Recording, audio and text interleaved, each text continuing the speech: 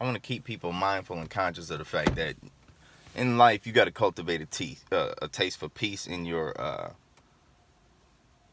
I realize relationships, religions, food, diet, what you eat, drink, smoke, who you give your flesh to your religion.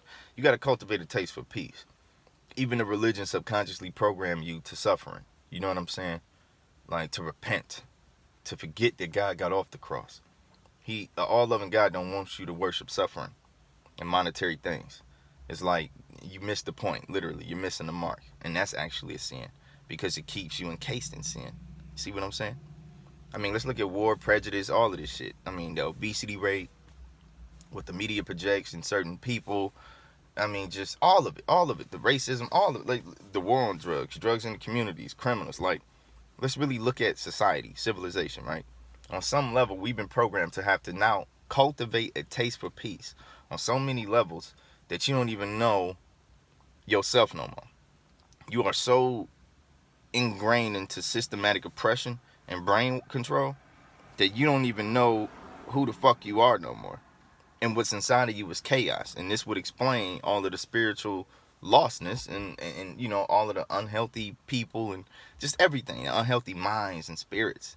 You've been programmed to be lost. You've been programmed to now have to find yourself. Introspection and reflection are powerful tools to evolution for sure. You really can only connect the dots looking backwards. You can't connect them looking forward. I want people to really understand that. Like, you have to really cultivate a taste for peace in multiple levels of your being. It's not just meditation. It's the eating. It's the fitness. It's all of that, man. Y'all gotta understand that, like, you know, a lot of y'all dealing with trauma and things of that nature. You have to be at peace with these things that come into your life, negative or positive. You don't want to attach to none of this shit because it's all momentarily. It's not. This is a passerby situation that you need to be extracting seeds of evolution to transcend. I don't want attached to any people too closely, any material thing, nothing like that, because I understand the grand scheme of what's happening, and I know what I need to be doing here. I've created a certain level of peace with just the circumstances that I go through with people in life. I mean, negative energy literally is a part of the balance of life. And when you can go with the flow of the pendulum, you can come out greater on the other side. But a lot of us don't really understand this. We just perceive things as bad because they do affect us. But you have to develop a different perception and evolve. This is how you don't stay stunted in the past. Okay? This is how you heal your vessel, become lighter in frequency. There's a lot of shit all of us got to let go. All right? I just been dropping my bags along the way these years because I discovered this. It might be hard to forgive somebody that hurt you. But you got to understand that when you get to a place of forgiveness and walking with love, you become more of a God. You evolve more. Because again, psychologically, these people are going to continue to commit to destroying relationships, right? You need to understand that. Until their subconscious mind changes their character and they become a good person in soul and intent, they will continue to destroy relationships. That's facts. And energetically and spiritually, right? They're going to keep manifesting the same cycles and synchronicities in life and bad karmic debts, right? So at the end of the day, when you really think about it from a divine standpoint, it makes no sense for nobody to be mad at anybody. Because if this person's going to suffer through karma, God, and psychology, that's just the mind right there. You ain't got to believe in God.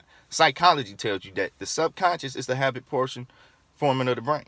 The habit forming portion of the brain, I'm sorry. Y'all need to understand that. Otherwise, you would have to remember how to spell your name every day and remember how to walk and drive. So you need that program. The problem is you also need to understand the power of this program and when to recognize when you've installed bad programs. Okay? That's it. And that comes with healing. It really comes with healing. Because at the end of the day, if you hold any grudges, any negativity, any hate, any jealousy, any anger towards anyone, all you do is displace a piece of yourself emotionally, intellectually, and spiritually to the past. So you are now a caricature of the past manifested in the present, continuing to manifest the same cycles in your future. Do you feel me? How do you break the cycle? When do you wake up? So the game is so multifaceted that it's literally scary, because to understand the mind, energy, to recognize when you're in a situation that could give you evolution, that literally comes from walking in spirit. And you can only strengthen your spirit by strengthening your mind, body, and soul. You feel me? And a lot of that comes with cultivating peace. Once you do that, you can let go of this ex beating you, cheating on you. You can let go of somebody killing a family member. You can, and you can actually, it's not, see, to live with love and to walk with love doesn't necessarily mean you are in love with these people or just super love them. That ain't what that means. It means, though, that as a human creation, living a human experience, you understand where they at in their emotional, spiritual, and physical evolutionary journey. Yes, it's messed up, but you understand the debts that they have in their future.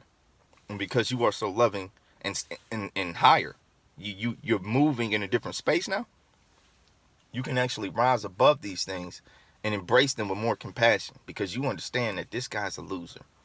This girl's a loser. You understand that this person's, they're manifesting a real bad life.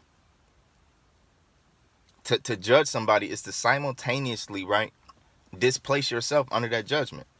Because while you walk around, oh, I hate this motherfucker, I hope they get hit by a car or whatever the fuck, all that anger, what we forget is we feel. So you are displacing yourself under the same emotion and karma, because you're speaking into existence. It's in your shell. So you're going to attract some shit to you. That's why they say, judge not lest he be judged. Understand the scriptures of what the fuck y'all reading. You don't. When you judge somebody, you displace yourself under the judgment. You don't allow God and the divine, well, God in etymology is divine, so you don't allow divine to intervene. You want to play God. And you have a right to do that. You got free will. But you also going to take on that karmic debt by taking those actions and speaking those type of words. So y'all need to really understand that on every level of life, the mission is to cultivate a state of peace and love. This is a fact. I've discovered this.